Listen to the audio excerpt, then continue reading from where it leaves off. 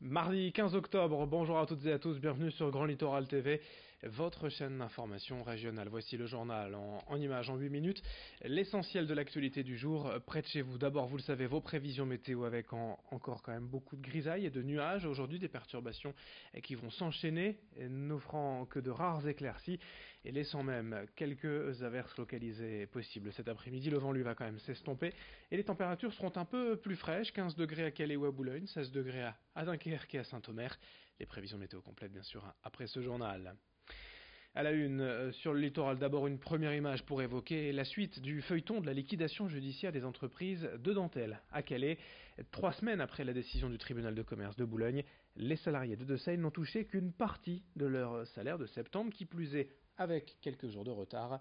Une situation scandaleuse pour les représentants du personnel qui se disent doublement punis après leur licenciement. Par ailleurs, les ex-salariés de Desailles ont annoncé leur intention de mener une action en justice contre les anciens dirigeants chinois de l'entreprise. Les salariés reprochent au groupe Yongsheng de ne pas avoir suffisamment préparé le redressement judiciaire. Explication complémentaire au micro de Corentin Escaillé. Chez Darker, oui, on a des collègues qui sont repris et qui sont là-bas, donc oui, évidemment, j'ai encore quelques informations qui peuvent me revenir. Ils en pensent, ce qu'ils en pensent, ils pensent qu'ils sont assez sceptiques sur l'avenir, hein. C'est ce que de toute façon on a pu penser dès le départ, hein, puisque les financements du groupe Cochet sont assez légers, hein. Il apporte 800 000 euros seulement. La région 600 000, pour moi ça me paraît assez faible, et en ce qui les concerne, eux qui sont là-bas repris, ça leur paraît assez faible aussi. Autre actualité à la une sur le littoral, le drame des migrants vécu de près par des habitants, des riverains et des promeneurs du Touquet hier après la découverte de 2 corps sans vie sur la plage. L'un serait un jeune de 17 ans selon ses papiers retrouvés sur lui. Leur canot de fortune a été retrouvé peu après. 2 migrants certainement retrouvés morts sur la plage du Touquet, cela illustre bien le drame quotidien vécu sur le littoral par les migrants tentant coûte que coûte de rejoindre l'Angleterre. D'ailleurs, 8 migrants iraniens ont également été secourus après une chute en l'eau hier à Calais, près du quai de la gendarmerie. Ils sont tombés dans l'eau, ils se sont retrouvés avec de l'eau immergée jusqu'à la taille. Heureusement, les pompiers sont intervenus pour leur porter secours. Dans l'actualité également, en début de semaine, on a craint, après une information publiée par la Voix du Nord, à la suppression pure et simple des allers-retours de TER-GV entre Renduflier et Lille dès l'année prochaine, dès le 15 décembre en fait, est la publication des nouveaux horaires, mais selon le vice-président du Conseil régional en charge des transports, Franck Dersin, dans un article de France 3 hier, il n'en est rien, et voici les horaires annoncés dès le 15 décembre prochain. 2 allers-retours quotidiens, 4 trains entre Renduflier et Lille. Dans l'actualité sociale également, la manifestation nationale des pompiers cet après-midi à Paris. Mobilisation en région également avec près d'1 millier de sapeurs-pompiers du Nord et du Pas-de-Calais qui sont partis tôt ce matin de leur caserne pour rejoindre en bus la capitale et manifester cet après-midi. Parmi les revendications, comme souvent depuis plusieurs mois, voire plusieurs années, le manque de moyens et d'effectifs, les violences dont se disent victimes lors d'interventions les pompiers, mais aussi la réforme des retraites. Certains pompiers craignent en effet une réforme, une remise en cause de leur statut.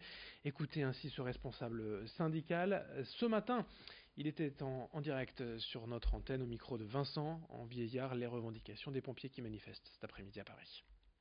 Ça regroupe de nombreuses revendications. Il y a notamment la dangerosité du métier, c'est-à-dire reconnaître tous les dangers de notre métier, que ce soit les agressions, que ce soit le sous-effectif, que ce soit le temps de travail, également les risques liés aux fumées. Tout ça, c'est un peu éludé par les politiciens du coin et même au niveau national. Et donc on y va pour ça. C'est pour également la retraite. Il y a tout un tas de décrets aujourd'hui qui sont complètement farfelus nous concernant, en particulier sur la catégorie active, sur la possibilité de partir 5 ans avant les autres en surcotisant. Il y a également le sous-effectif qui est général sur l'ensemble du territoire français. Et voilà, c'est en gros le package, mais ça fait des années qu'on demande tout ça. Dans l'actualité nationale est également le début ce mardi de la campagne de vaccination contre la grippe pour les personnes à risque, autrement dit les plus de 65 ans, les femmes enceintes, les personnes atteintes de maladies cardiovasculaires et maladies respiratoires. L'an dernier, Dans les Hauts-de-France, les pharmaciens avaient été autorisés à titre expérimental à vacciner les patients concernés. Ce dispositif pour faciliter la vaccination est maintenu cette année, même répandu à toute la France, mais seules les personnes à risque ayant reçu le bon de la sécurité sociale peuvent en profiter.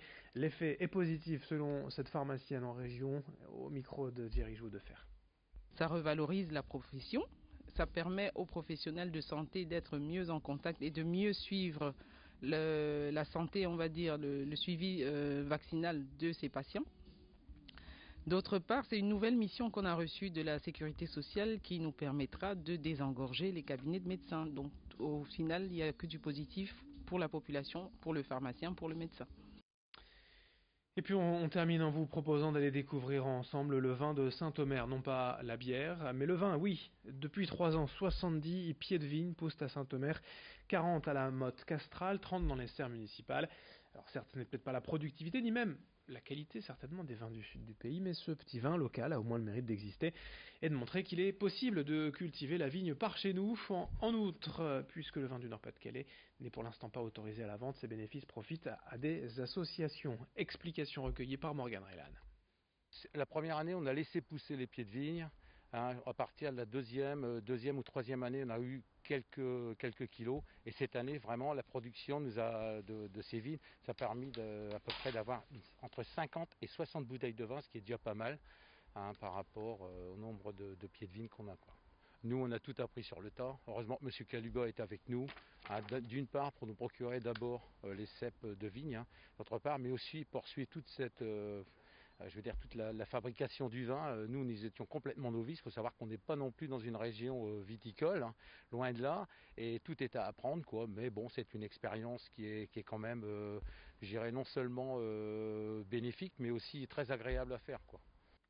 Et puis une toute dernière information, si vous êtes du côté d'Ambleteuse et de Wimereux cette semaine et que vous êtes fan de tournage, de cinéma ou de série, sachez qu'une mini-série consacrée au général de Gaulle est actuellement en tournage à Ambleteuse et Wimereux ce mardi et ce mercredi. Quelques heures de tournage dans les rues d'Ambleteuse et de Wimereux avec la production de cette mini-série pour France 3 consacrée au général de Gaulle. Fin de cette édition, à suivre dans un instant vos prévisions météo, puis d'autres infos sur Grand Littoral TV. Merci de votre fidélité.